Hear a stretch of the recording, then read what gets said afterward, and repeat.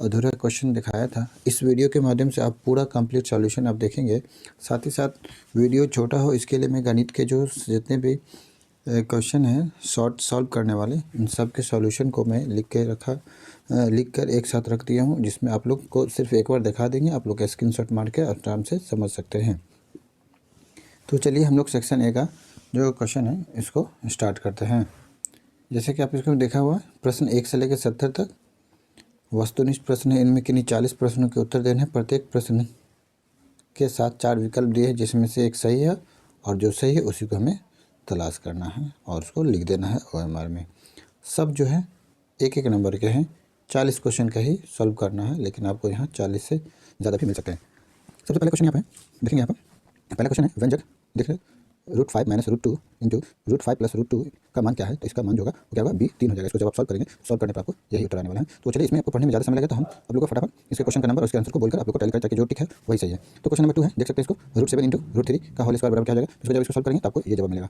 तो आगे बढ़ते हैं। इन सबको सॉल्व किया जाए तो लंबा बहुत लॉन्ग वीडियो हो जाएगा, इसलिए आप लोग डायरेक्ट आंसर देखें। तीसरा प्रश्न है 1/√7 - √6 इज इक्वल टू कितना के बराबर होगा। तो ये हो जाएगा √6 + √7 के बराबर हो जाएगा।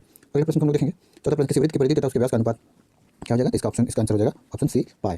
अगला प्रश्न है, पांचवा प्रश्न हम देखेंगे। 14 सेंटीमीटर त्रिज्या वाला वृत्त की परिधि क्या होगी। तो ऑप्शन सी 88 सेंटीमीटर। छठा प्रश्न है, दो चरों x तथा y वाले रैखिक समीकरण व्यापक रूप ax + by + c = 0 है, जहां a b c वास्तविक संख्या है। तो क्या हो जाएगा। इसका ये ऑप्शन ए सही हो जाएगा, a = नॉट 0 और b = नॉट 0।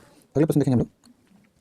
सातवां प्रश्न है, यदि x = 2 y = 1 रैखिक समीकरण 2x + 3y - k = 0 का हल है, तो k का मान क्या होगा। तो k का मान आप यहाँ पर देखेंगे 7 हो जाएगा। ऑप्शन बी इसका सही उत्तर हो जाएगा। अगला क्वेश्चन है, आठवां प्रश्न है, रैखिक समीकरण 2x + y - 11 = 0 में यदि x का मान 3 हो तो y का मान क्या होगा। तो ऑप्शन बी 5 इसका सही उत्तर होगा।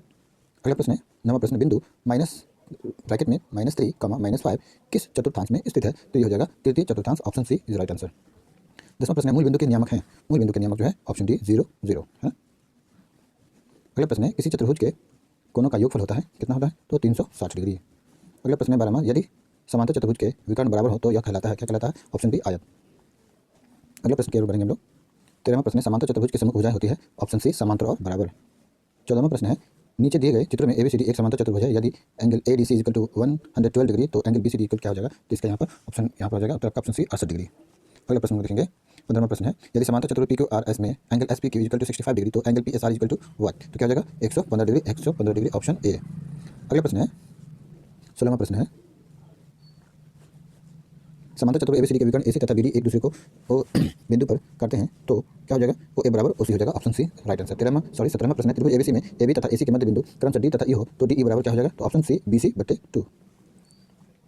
18वां प्रश्न है, त्रिभुज PQR में PQ तथा PR के मध्य बिंदु क्रमशः L तथा M हो तो LM निम्नलिखित में से किस भुजा के समांतर है। तो वो हो जाएगा ऑप्शन सी QR के समांतर। 19वां प्रश्न, यदि त्रिभुज ABC में AB तथा AC के मध्य बिंदु क्रमशः D तथा E हो तो AB = 5 सेंटीमीटर, BC = 12 सेंटीमीटर तथा CA = 13 सेंटीमीटर हो तो DE की लंबाई क्या होगी। तो DE की लंबाई ऑप्शन सी 6 सेंटीमीटर। ये सब सॉल्व करने पर आपको पता चलेगा। सारे के सॉल्यूशन आप लोग सॉल्व करके देख सकते हैं, आपको वही आंसर आएगा। इसके लिए इत्मीनान रहे आप, एक भी आंसर आपको गलत नहीं मिल सकता। मे भी हो सकता है, इंसानी है।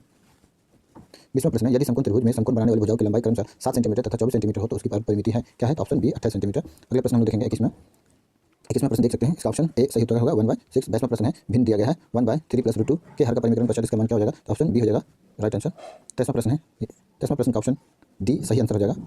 24वां प्रश्न है कि समीकरण y = 3x + 5 के हल के संदर्भ में निम्नलिखित कथनों में कौन सत्य है। तो ये अनंत बहुतेरे हल, ये सत्य हो जाएगा। थोड़ा फास्ट में हम पढ़ लेते हैं ताकि वीडियो ज़्यादा बड़ा ना हो। 25वां प्रश्न है, इस प्रश्न को पढ़ेंगे ताकि समीकरण x + b + c = 0 जहाँ a b c वास्तविक संख्या है तथा a = 0 हमेशा निम्नलिखित किस ज्यामितीय आकृति को निरूपित करती है। तो ऑप्शन ए सरल रेखा।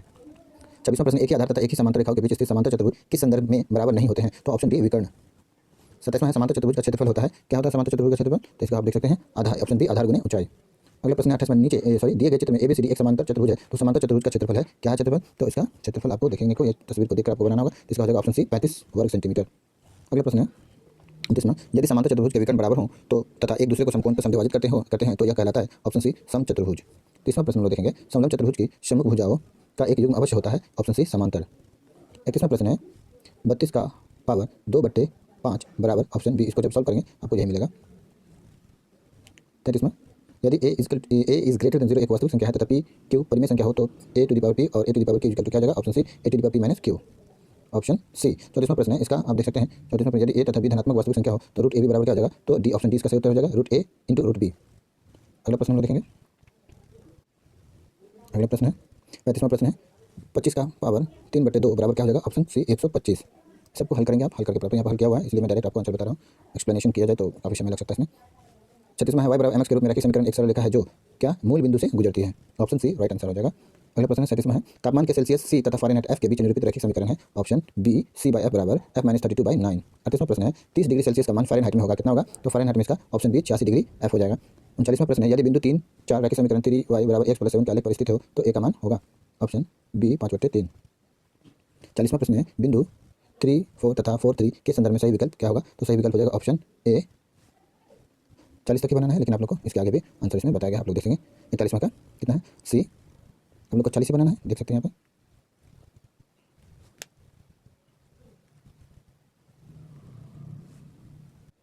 यहाँ आप देख सकते हैं है ना, किन्हीं 40 प्रश्नों का उत्तर देना है। अगर आप 40 से अधिक प्रश्न का उत्तर देते हैं देने पर प्रथम 40 यानी कि शुरू से 40 तक गिनती की जाएगी, जहाँ तक 40 पड़ा वहाँ तक गिन लिया जाएगा, उसी में सही या गलत का सिलेक्ट किया जाए, उसके बाकी वाले को छोड़ दिया जाता है। अगले प्रश्न देखिए 42वां है, इसका उत्तर आप देखेंगे ऑप्शन सी AB/2 होगा, आप लोग स्टॉप करके देख सकते हैं। 43वां प्रश्न है, इसका आपको उत्तर ऑप्शन डी 24 सेंटीमीटर। अगला प्रश्न है 44वां का ऑप्शन ए एक और केवल एक। 45 का ऑप्शन बी हो जाएगा उत्तर। 46 का ऑप्शन डी 308 सेंटीमीटर स्क्वायर। 47 का हो जाएगा बी ऑप्शन बी 7 सेंटीमीटर। मैं थोड़ा जल्दी जल्दी पढ़ के सुना देता हूँ। 48वां का आप देखेंगे इसका उत्तर भी आपको ऑप्शन बी 30 मिलेगा। अगला प्रश्न 49वां, इसका भी उत्तर हो जाएगा ऑप्शन डी किसी वृत्त की सबसे लंबी जीवा कहलाती है, व्यास हो जाएगा। अगला 50वां इसका हो जाएगा अर्धवृत्त। अगला है ऑप्शन डी LBH। 52वां है बी 53 का है बी। 54 का हो जाएगा सी घन। 55 का हो जाएगा डी 216 सेंटीमीटर क्यूब। 56 का हो जाएगा सी 1000 सेंटीमीटर क्यूब। 57 का हो जाएगा सी 220 सेंटीमीटर स्क्वायर। 58 का हो जाएगा ऑप्शन बी 416 सेंटीमीटर क्यूब। 59 का हो जाएगा ऑप्शन बी 35। 60 का हो जाएगा ऑप्शन ए 14। 61 का हो जाएगा 5.6। 62 का हो जाएगा ऑप्शन बी 59। 63 का ऑप्शन बी समबाहु त्रिभुज। 64 का हो जाएगा ऑप्शन डी समलंब चतुर्भुज। 65 का हो जाएगा 6.5 सेंटीमीटर, ऑप्शन बी सही आंसर है। 66 का आंसर हो जाएगा ऑप्शन बी 32। 67 का हो जाएगा ऑप्शन ए 2/3 माइनस 2 है ना, नहीं 2/3। अगला हो जाएगा माइनस सी था। 68 का हो जाएगा ऑप्शन सी 4x - 7 × 2x + 1। 69 का हो जाएगा ऑप्शन सी 3ABC। और 70 का हो जाएगा ऑप्शन बी 5। और इस तरह से आपके सारे प्रश्न इसके जो ऑब्जेक्टिव के हैं वो इंड हो चुके हैं, हमने सारा का सारा बताया है। बहुत सारे चैनल पर आप देखेंगे कि 40 जितनी ज़रूरत उतना ही है, लेकिन सारे सॉल्व हमने दिया है। उम्मीद करता हूँ कि आप लोग इसमें जो आपको आसान लगे जो आप लेंगे उसके बाद आप लोग समझ लेंगे। सेक्शन बी के प्रश्नों को देख लीजिए, इसमें 1 से 20 तक लघु उत्तरीय है, इनमें से किन्हीं 10 का आपको हल करना है। तो यहाँ पर पहले आप प्रश्न देख लीजिए, इसके बाद मैं आपको लास्ट में इसके सॉल्यूशन को दिखाऊंगा। आप लोग से पहले फटाफट से इसको देख लीजिए सारे प्रश्नों को। ये शॉर्ट है, इसमें कोई 10 ही बनाने हैं जो कि आपको 20 क्वेश्चन मिलने वाले हैं। कोई भी 10 आप अपनी समझ से बनाएंगे जो आप समझते हैं। और उसके बाद देखिए ये आ गया यहाँ से लॉन्ग क्वेश्चन, ये जो है ना यहाँ पर दिख रहा है पूरा क्लियर दीर्घ उत्तरीय प्रश्न है ना। इसका भी इंस्ट्रक्शन दिया हुआ है कि इसमें आप केवल किन्हीं 4 प्रश्नों के ही हल करने हैं, जो कि 21 से 28 तक बताया जाएगा।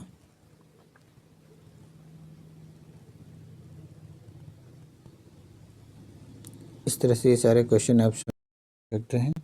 यहाँ पर क्लियर है आपको, ये पहला क्वेश्चन है, इसका सॉल्यूशन यहाँ पे पहला क्वेश्चन, इसका सॉल्यूशन यहाँ पर यहाँ से यहाँ तक आपके सॉल्यूशन है, देख सकते हैं।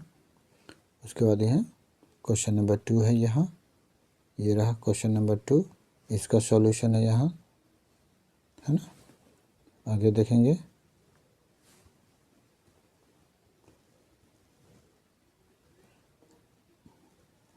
थोड़ा सा मिस्टेक अब है यहाँ पर लिखना, आंसर लिखना भूल गए हैं, तो थोड़ा सा आप लोग मैनेज कर लीजिएगा। क्वेश्चन नंबर 3 है ये, इसका सॉल्यूशन ये आप देख सकते हैं।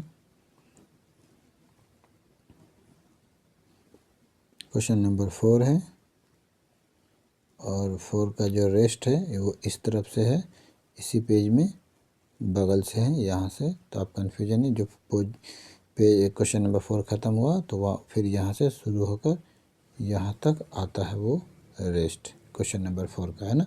अब लोगों को समझने में कन्फ्यूजन अक्सर हो जाते हैं इस तरह से। तो थोड़ा अब यहाँ देखिए क्वेश्चन नंबर 5 के सॉल्यूशन यहाँ से शुरू हो गए हैं। आपको यहाँ पर क्वेश्चन नंबर 5 का सॉल्यूशन यहाँ तक आपको मिल गया, यहाँ तक आपको उसके सॉल्यूशन यहाँ पर लिखना है, ठीक है, यहाँ तक है, ठीक है। अगला है छठा, इसका देखेंगे सॉल्यूशन, दिख रहा है ये 7वां है। और फिर इधर आ जाइए इस पेज में 8वां यहाँ से, है ना, 8वां यहाँ से यहाँ तक है, 9 है यहाँ से, ये अगला है लॉन्ग है।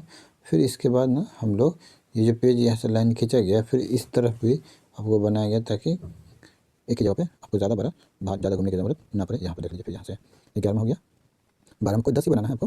13वां प्रश्न हो गया, यहाँ देख सकते हैं, यहाँ से 13वां है। मैं सर्कल करके आपको थोड़ा अपनी इस तरफ खींच रहा हूँ ताकि आप देख लें। अब लॉन्ग क्वेश्चन इसमें से 4 बनाने हैं, वो 21 नंबर से स्टार्ट हो गया है, आप इसको देख सकते हैं। ये रहा 21 के इधर लिखने के बाद अब आप लोग को इधर आना होगा, है ना। सॉरी, आगे नहीं बढ़ेंगे। 21 हो गया ना, उसके बाद हम लोग 24 का यहाँ पर देखेंगे।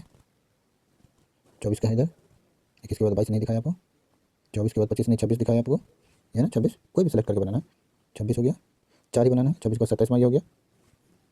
इस तरह से आपके ये शॉर्ट लॉन्ग दोनों के सॉल्यूशन समाप्त होते हैं। मैं इसको ज़्यादा लंबा विस्तार करके नहीं बता सकता, वीडियो बड़ा हो जाएगा। चलिए, आशा करता हूँ कि आपको ये वीडियो आपके लिए बहुत उपयोगी साबित हुआ होगा। अगर आप लोग पूरा वीडियो देखें तो आप